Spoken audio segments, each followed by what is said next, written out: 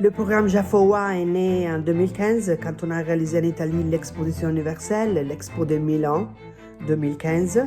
Le thème était l'alimentation durable. À ce moment-là, on a réalisé qu'il y avait beaucoup d'organisations et fondations qui étaient très actives au niveau de l'Afrique de l'Ouest. Donc on a décidé de nous mettre ensemble pour créer une alliance et soutenir les organisations paysannes qui, au terrain, étaient en train de réaliser leur activité vers une agriculture plus durable.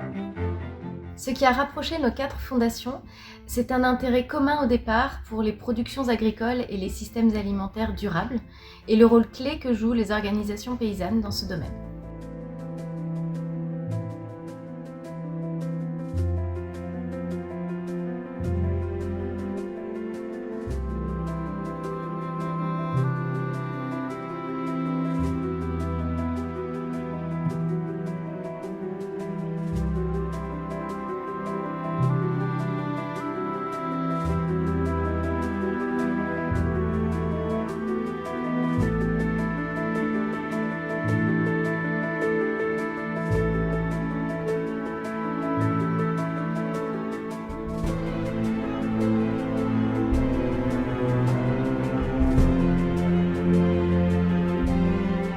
Le moment actuel est une leçon pour tout le monde. C'est pourquoi l'Europa parle aujourd'hui d'urgence agroécologique. Nous sommes dans une période favorable pour faire des investissements massifs, soutenir réellement les exploitations agricoles familiales, à intégrer, à connaître, à se former dans les pratiques agroécologiques et à les mettre en œuvre pour pouvoir être plus performants et assurer la durabilité des systèmes de production et la restauration des écosystèmes.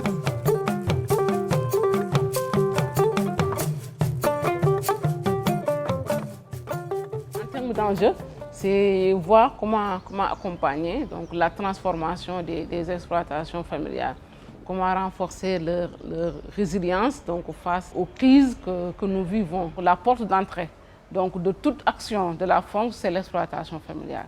Et au niveau de l'exploitation familiale, on a 5 grandes fonctions, qui sont la fonction de production, la fonction de consommation, la fonction de transmission des valeurs, la fonction de conduite des activités non agricoles, mais aussi la fonction de préserver durablement les ressources naturelles.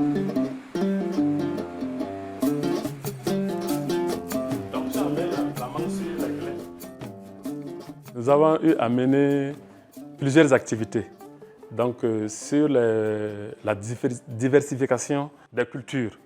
Par exemple, en plus des manguiers, nous avons mis le bissap au pied des manguiers. Nous avons eu à faire aussi des compostages. Nous avons mis en place dans 4 localités des systèmes d'irrigation d'eau.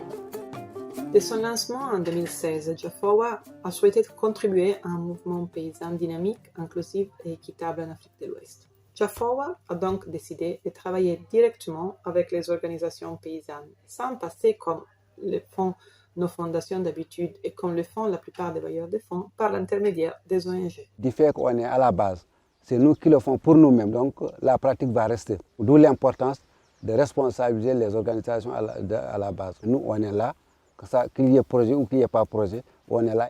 Mais même en soutenant directement les organisations paysannes, nous avons favorisé le partenariat, très important pour un travail systématique dans le cadre de l'agroécologie, qui a besoin de tous les acteurs, comme les instituts de recherche, les universités, les mouvements sociaux, les acteurs privés, les autorités publiques à niveau national, local, régional, les ONG et les agences internationales.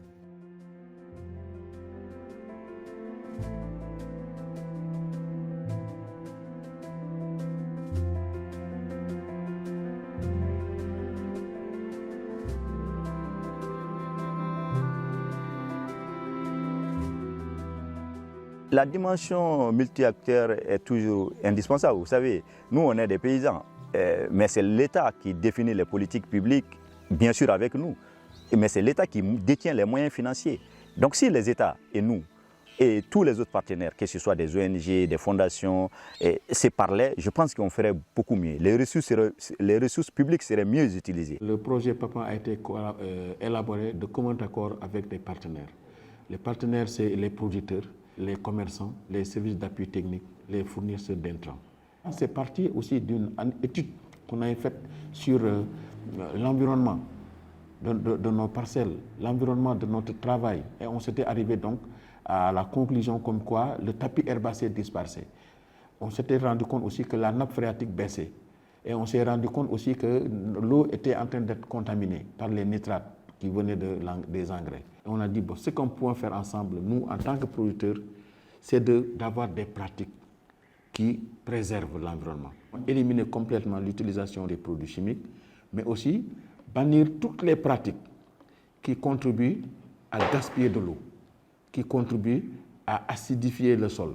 Mais nous ne pouvons pas changer sans que les autres changent. Si nous changeons, venons avec des produits nouveaux, il faut que les consommateurs soient au courant et qu'ils acceptent eux aussi de se lancer avec nous dans la consommation de ces produits-là. Parce que cette production-là que nous faisons en préservant l'environnement, si nous continuons, l'environnement est préservé et tout le monde y gagne.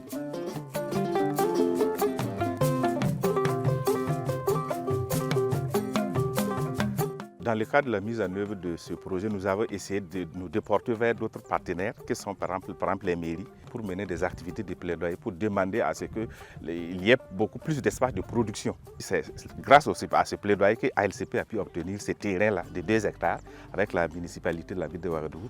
Nous avons également des rapports avec le ministère de l'Agriculture. Ils nous envoient des étudiants que nous recevons vraiment à bras ouverts. Nous participons également à des rencontres de concertation avec le ministère.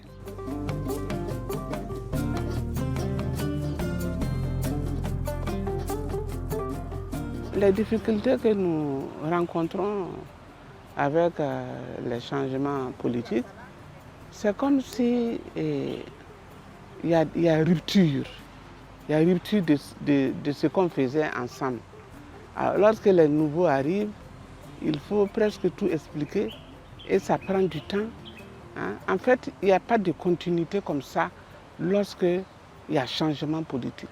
Jaffowa a décidé d'appuyer le renforcement des systèmes alimentaires locaux à travers la réappropriation et la valorisation des semences et des savoirs locaux, et à travers le renforcement du volet socio-économique des communautés, valorisant les rôles des femmes et des jeunes dans les dynamiques locales pour permettre aux organisations paysannes de réaliser tout leur potentiel.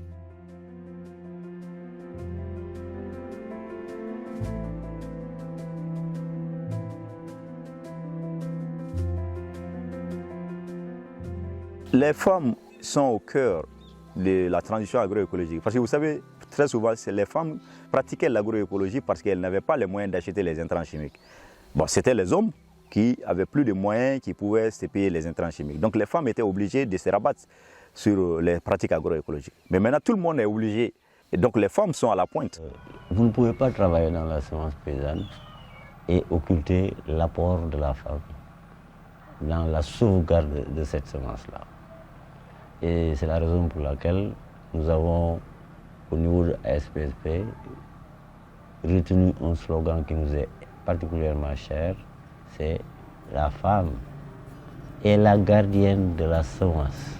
La part belle a été réservée aux femmes dans ce programme parce que nous voulons qu'elles puissent profiter de l'autonomie semencière et de l'accessibilité à la semence.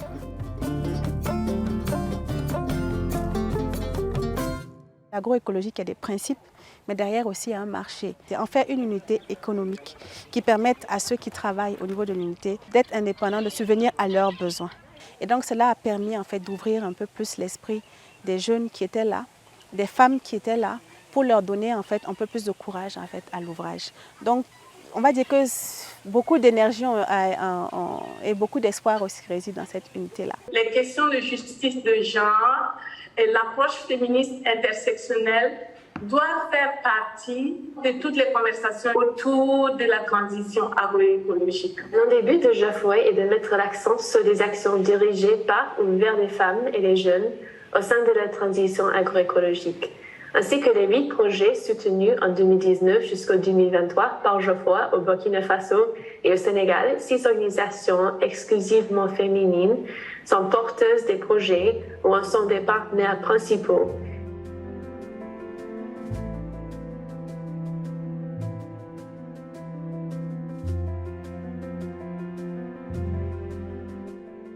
La capitalisation est une base importante pour pouvoir aller discuter avec les politiques parce que c'est sur la base de nos réussites que nous essayons de développer des argumentaires pour dialoguer avec les décideurs politiques.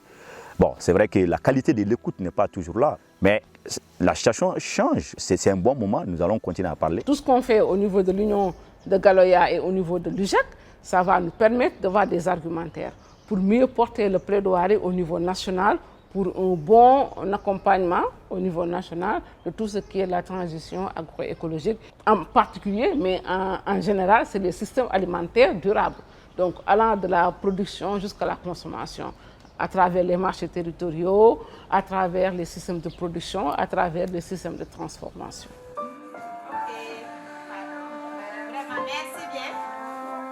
Ce qui a été très intéressant avec les autres partenaires qui ont bénéficié du financement de JAFOA, au niveau du Burkina, en tout cas, ça nous a permis de faire un bon plaidoyer avec le Sénabio au niveau du ministère de l'Agriculture pour la prise en compte de l'agroécologie dans les programmes du ministère et même la nomination d'un point focal qui nous associe en tout cas actuellement dans tout ce qui est réflexion autour de la transition agroécologique au niveau du ministère de l'Agriculture.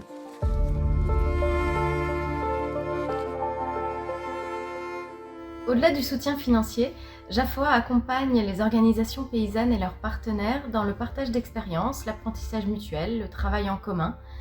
L'idée, c'est en fait de faciliter les échanges entre tous ces acteurs pour qu'ils puissent se baser sur les connaissances endogènes des communautés et développer des pratiques agricoles écologiques, soutenables et rémunératrices. L'enseignement tiré avec JAFOA, disons que nous avons découvert un partenaire très à l'écoute de nos préoccupations, de nos réalités. Ce n'était pas un partenaire qui nous imposait une vision, mais qui voulait comprendre réellement ce que nous avions comme enjeu, comme difficulté à l'interne et nous a accompagnés justement pour pouvoir trouver des solutions adéquates et pérennes à ces problèmes-là.